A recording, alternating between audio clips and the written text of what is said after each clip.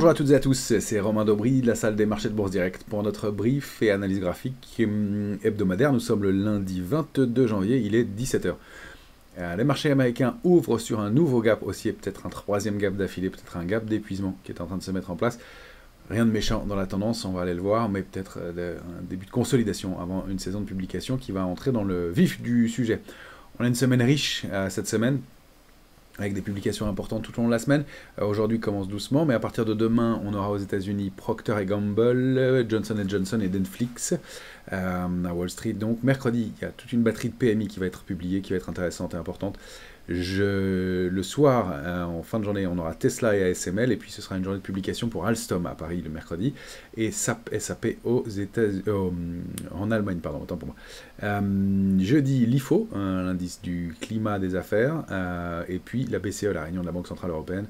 Première réunion de l'année, donc importante à surveiller évidemment. Et puis le PIB américain, première estimation pour le quatrième trimestre aux États-Unis. On aura aussi les publications de Visa et Intel aux États-Unis. Et STM et LVMH, ce sera jeudi. Je vous avais donné une mauvaise date, il me semble, dans la vidéo de jeudi dernier. Vendredi, on terminera la semaine en beauté par l'indice PCE, l'indice des prix à la consommation des ménages. C'est l'indicateur préféré de la Fed. C'est celui qui est le plus observé par les membres de la Fed et donc qui sera évidemment un marqueur important pour les jours et pour les semaines à venir pour l'évolution de la politique monétaire de la Fed. La réunion de la Fed, elle se tiendra la semaine suivante. Voilà pour ce qu'il y a du calendrier à surveiller. On entame une nouvelle échéance, l'échéance technique des marchés dérivés du mois de février, avec peu d'intérêt. C'est ça qui est à noter. La position verte globale sur l'Eurostock, c'est 3,8 millions en moyenne sur les deux dernières années, un peu plus. Là, on entame l'échéance avec 2 700 000 contrats ouverts, un petit peu plus de 2 700 000. C'est-à-dire que ça manque d'intérêt. On le voit avec des mouvements de hausse à l'ouverture et puis des replis assez marqués ensuite qui se mettent en place. Donc un marché qui se cherche, qui est en situation d'attente, en Europe en tout cas. Sur les marchés américains, c'est un signal haussier et fort qui est donné, même si on va le voir à court terme, il y a peut-être un petit peu de repli. Côté des couvertures, on est revenu à des niveaux d'équilibre, on va dire, sur les indices européens. Sur les indices américains, c'est un peu plus complaisant. Attention de ce côté-là, ce qui n'est pas trop de déception, parce qu'effectivement, on a un comportement plus optimiste. On va le voir aussi du côté du VIX et de la volatilité sur les indices américains. On va tout de suite passer au graphique du S&P. Vous avez ici le graphique du S&P en journalier. Donc on avait notre zone de range, 4698. Et puis en haut, niveau fort, 4778, 4792. Débordé, bien identifié la semaine dernière, vendredi, avec une hausse assez marquée. Et puis, nouvelle ouverture, enfin, il y a un gap d'ailleurs, la semaine dernière qui a été comblé rapidement, et un nouveau gap, une nouvelle ouverture en gap aujourd'hui, avec pour l'instant, encore une fois, on est en cours de séance uniquement, les marchés américains ne sont ouverts que depuis 1h30, mais une ouverture, avec un niveau plus haut, un gap, une tentative d'accélération haussière, et pour l'instant, les vendeurs reprennent légèrement la main. Tant qu'on est au-dessus du pied du gap, donc 4841, pas d'alerte. Si on repasse en dessous, le risque est d'aller combler un peu et d'aller chercher ces niveaux. Dans un premier temps, 4818 et ensuite 4862. Si le niveau est préservé, ce qui était évidemment envisagé, eh bien le S&P peut prolonger son range précédent, dupliquer son range précédent et aller chercher le niveau situé aux alentours de 4890-40. Je vous rappelle que les grosses extensions, c'est 4968. Ça, c'est plus à moyen long terme. En tout cas, une pause paraîtrait envisageable, raisonnable, légitime, alors qu'on entame la saison de publication, les rendez-vous des banquiers centraux, et en plus des chiffres d'inflation cette semaine. Voilà pour le S&P. Si on va regarder le Nasdaq, lui, il a le même comportement. 3 gaps d'affilée ouverts. 1, 2, 3. Attention à ce que ce ne soit pas un gap d'épuisement. On a été déjà le combler, ou quasiment, je pense. Plus haut, 317. Plus bas, 311,88, il est bien comblé. Le niveau de 314 devient donc un niveau de polarité en intraday. Si on repasse en dessous, ce sera bien en clôture, ce sera bien un gap d'épuisement qu'on avait ouvert ici, et donc une consolidation peut-être un petit peu marquée à envisager du côté du Nasdaq. Je dis un petit peu marqué après un parcours magnifique. On a laissé plusieurs autres gaps par le passé, dont celui encore grand du mois de novembre dernier, mais en tout cas, pour l'instant, un retracement à envisager, mais un marché fort. On rappelle hein, que le signal, donc voilà, 2% éventuellement, et pourquoi pas retourner ensuite dans le range précédent, 16 000, donc dans un premier temps, première cible 16 966, deuxième cible 16 634, et puis l'alerte vraiment ce serait sous 16 366. C'est pas le sens qu'a l'air de devoir prendre le Nasdaq pour l'instant. Prochaine extension 17 560 sur le Nasdaq. Alors on rappelle, on va dézoomer un peu, que le signal donné par le Nasdaq d'aller déjà invalider cette étoile du soir la semaine qui a suivi est déjà un gros signal de force pour cet indice, et puis ensuite d'accélérer à la hausse et déborder les plus hauts historiques précédents, c'est à plus forte raison un signal de force et dans la tendance pour les semaines ou les mois qui viennent. Alors on peut même redescendre, donc je vous le disais, à 16 630, 16 360 pour aller s'appuyer, pour aller prolonger à la hausse par la suite, mais il est clair que le signal haussier donné par ce comportement est fort, donc pas d'alerte avant 16 360. L'alerte de moyen terme, on peut la remonter un petit peu maintenant, mais il n'y a pas de signaux d'invalidation, en tout cas à court terme. Si on regarde du côté du VIX,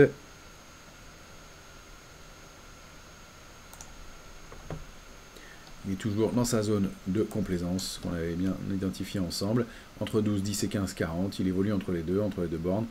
Borne basse la semaine du 8 janvier, borne haute la semaine dernière. Là, il est recalé absolument au milieu. Donc pour l'instant, on n'a pas vraiment de signaux à en tirer. C'est toujours une situation d'attente avec un comportement relativement canalisé. On a ce petit gap toujours à aller combler, donc peut-être un petit peu de détente à attendre du côté des indices, ou des indices qui pourraient continuer à payer et le VIX continuer à consolider. On a comblé ce gap ici, mais en tout cas celui-ci est important, donc peut-être encore une fois un petit mouvement de hausse complémentaire pour aller combler ce gap. C'est possible, c'est à envisager. Tant qu'on ne sort pas de 12, 10, 15, 40, le marché reste assez canalisé, avec quand même beaucoup plus de complaisance, hein, je le disais, sur les marchés américains que sur les marchés européens, donc prudence de ce côté-là à surveiller. On a quand même des indices européens qui sont recalés dans des trading ranges, les indices américains forment de nouveau plus haut. Il y a vraiment une dichotomie entre les deux, et les indices ont vocation à s'harmoniser, à se rattraper. Lequel va rattraper l'autre, c'est ce qu'on va savoir dans les jours qui viennent. Encore une fois, moi je reste dans cette logique, on en a parlé déjà plusieurs fois, selon laquelle eh bien, on va avoir plutôt du stock picking à faire et des choses à faire sur les titres, plus que sur les indices individuellement qui risquent de stagner ou patiner un petit peu. C'est ce qu'on a déjà en tout cas observé en Europe pour l'instant. Alors on va aller voir du côté des indices européens. Notre Eurostoxx, il est ici. Vous l'avez à l'écran. On avait bien un biseau baissier, hein, je le prenais avec précaution parce qu'il n'y avait que 2 niveaux touchés en bas, mais on a bien réaccéléré. Cette bougie est donc de contre, hein. C'est pas un marteau, mais c'est quand même un signal de force, encore une fois, dans la tendance, a bien indiqué que les opérateurs avaient repris la main après une petite consolidation. Maintenant, on a du mal à trouver du relais, donc on est toujours calé entre, à mon sens, 4411 en bas, 4505 en haut. On voit qu'on bute un petit peu, on a moins de repli que sur les indices, que sur l'indice CAC 40. On repasse 4458, on est plutôt du côté positif et haussier de la médiane. Je rappelle que la borne haute du biseau, elle est ici, a priori. Donc on a une cible à 4505 au mieux. Moi je vois bien l'indice latéralisé. Si on dépasse 4505, là les prix peuvent repartir 4121, 4570. Pourquoi pas aller chercher des extensions à 4644. Notre alerte de court terme reste préservée. C'est bien toujours le niveau de 4411,67 sur le Eurostoxx qui est à préserver en clôture. En dessous on ira chercher 4320 et pourquoi pas des extensions plus basses. Pas le scénario qui a l'air de donner l'indice dans l'immédiat, c'est plutôt, encore une fois, après une consolidation, une petite accélération baissière, et bien des signes de résilience, toujours. Sur le CAC 40, j'ai réajusté pour vous les niveaux en 14 heures sur la nouvelle échéance du mois de février. Alors j'ai pas mal de petits niveaux intermédiaires, je vais peut-être pas les laisser pour l'instant, mais encore qu'on est en train de les travailler.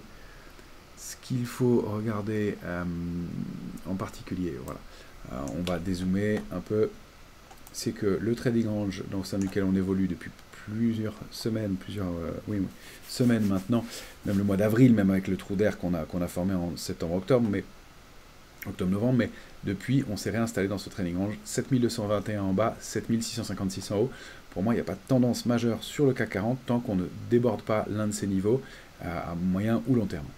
Pour le reste, et pour l'heure, il n'y a pas vraiment de raison, et l'indice n'arrive pas à aller chercher une des deux bornes. La médiane du range, c'est 7423, avec eh bien, nouveau à l'intérieur de ce range, une zone de congestion qui est située ici, entre 7384,5 en bas, 7474 en haut. Ben, on est bien allé la tester, je l'avais repositionné. On est bien allé tester cette borne haute ce matin, et vous voyez des replis qui sont assez marqués derrière. On a perdu plus de 80 points par rapport au point haut, et puis on stabilise autour de 7423, et on rebondit un peu. On arrive à retester ce niveau de résistance, 7452, qui est un niveau de résistance important hein, pour le CAC 40 aussi. C'est l'ancien range. Alors je l'ai un peu fait évoluer compte tenu des réactions récentes, et on voit effectivement qu'on n'arrive pas, pour l'instant en tout cas, à aller se réinstaller au-dessus. Encore une fois, sans donner de signaux d'alerte majeurs, toujours de la résilience, mais on est vraiment calé au milieu du range. Donc première alerte 402, deuxième 384, avec ensuite duplication par le bas du range, avec une première cible située à 297, et pourquoi pas le support à 293,14. Pour l'instant, c'est plutôt absence de tendance, même si en dehors des indices, on a des comportements sur les titres qui sont pas mal. Alors on a proposé aujourd'hui Accor, qui nous semble intéressante. Accor, elle a évolué, donc je vais dézoomer, sans tendance depuis 2020, mars 2020, la pandémie, la crise Covid, où elle a préservé quand même toujours son support majeur à 20,60, et puis elle a rebondi systématiquement pour aller chercher 34,60, et là pour la première fois depuis, elle a l'air de s'attaquer à cette résistance majeure à 34,60. Alors Accor, elle publie dans un mois, donc ça laisse un petit peu de temps pour voir le comportement du titre et s'il y a des anticipations positives sur ce titre-là. Elle a préservé en plus cette fois-ci la médiane du range, c'est toujours un signe de force, hein, quand le range est bien identifié, qu'elle n'y retourne pas en bas et qu'elle préserve cette médiane donc à 27,70.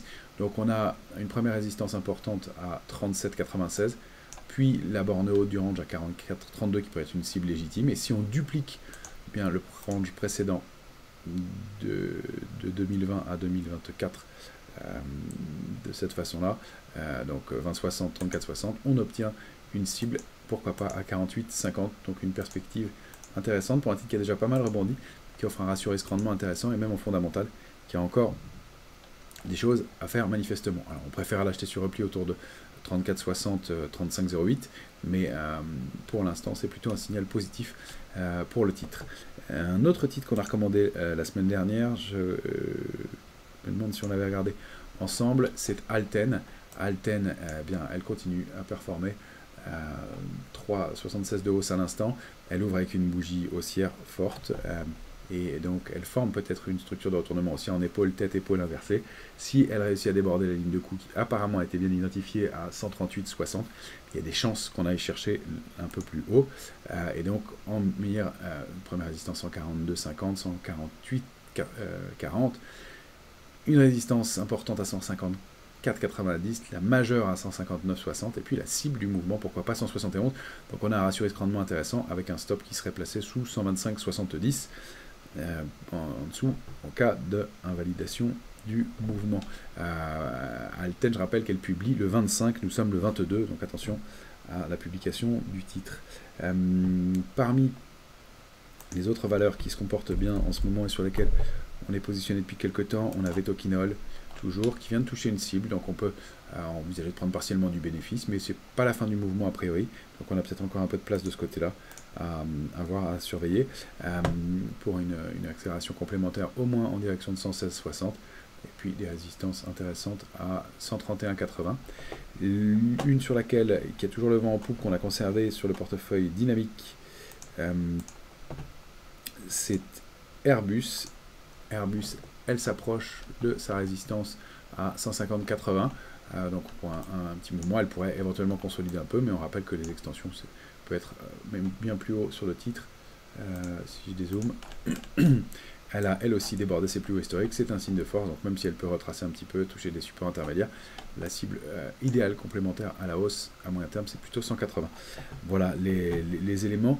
Une semaine donc importante qui est entamé, avec bien des intérêts à construire. On voit que sur les indices c'est assez flou, il n'y a pas d'alerte majeure, mais on ne repaye pas, on ne déborde pas les niveaux, il y a des retracements qui sont assez importants, c'est beaucoup de spéculation qui arbitre. D'ailleurs, les volumes ne sont pas extraordinaires pour le début de la semaine, mais ça va se décanter probablement tout au long de cette semaine et en fonction des publications à venir. C'est surtout la semaine prochaine qu'on va avoir les publications les plus importantes.